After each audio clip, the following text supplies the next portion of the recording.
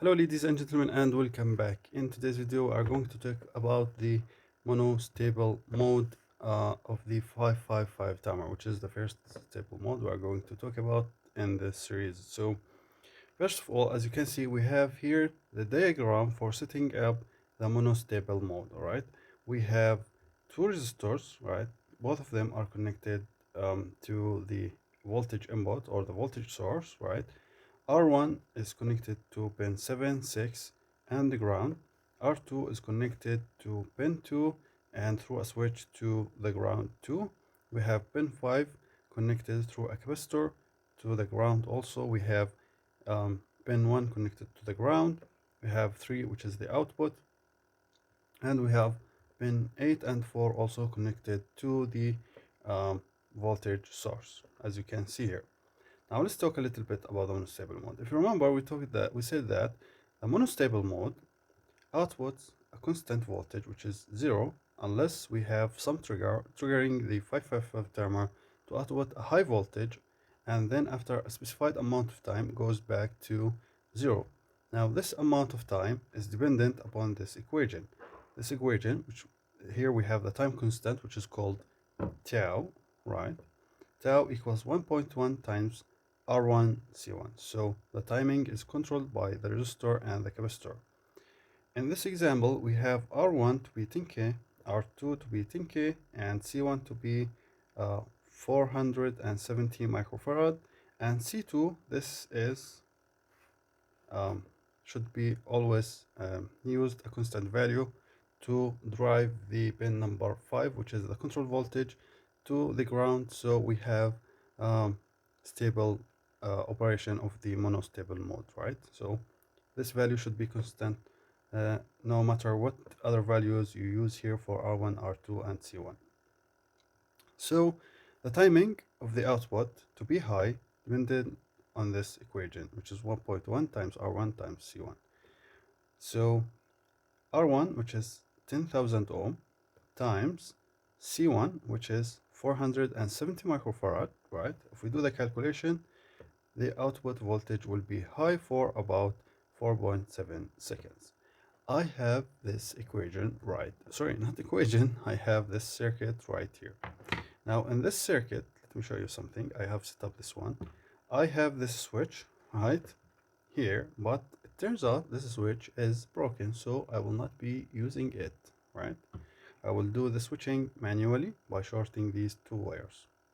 So if I do that, 1, 2, 3, 4, 5, 6, all right, about 5 seconds. My timing is not perfect, but there's also another very important thing, which is we said that R1 is 10K, but in reality, if we measure the, let's see here, so this is something to keep in your mind all the time.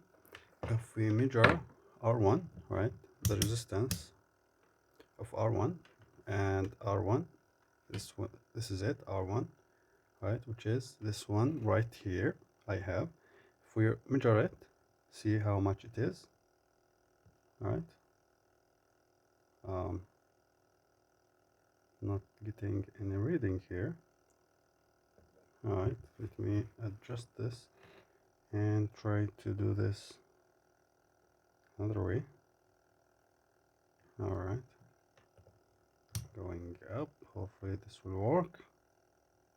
All right, I will do this.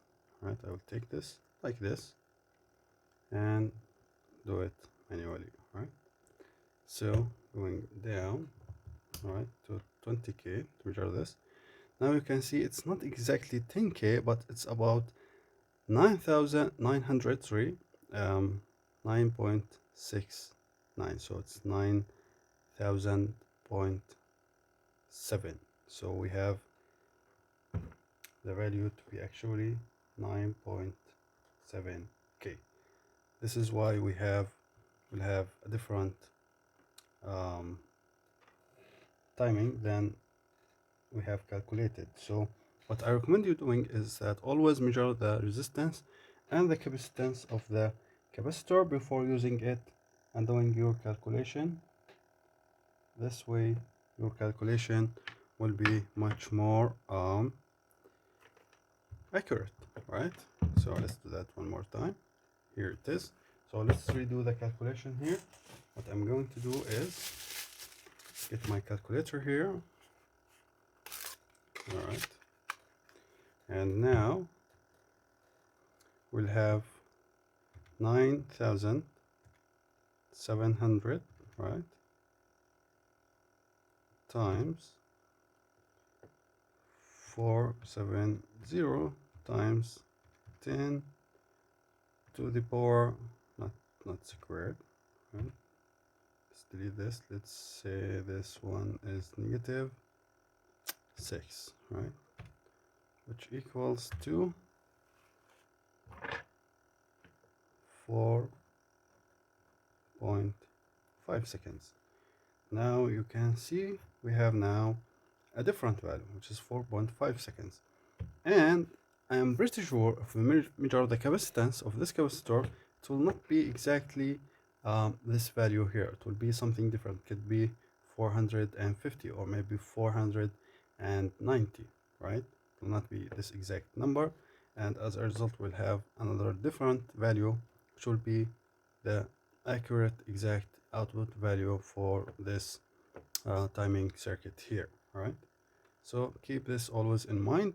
Now this doesn't matter a lot if you are doing this for simple analog, um, let's say simple analog circuits, but if timing is very important for you, so having a very accurate timing is very important for you, always measure the values of these R1, C1 with a multimeter to determine the actual values, and based upon that do the calculation, make your circuit, and it will be working for you just fine. All right, thank you very much for watching. I will see you in the next video.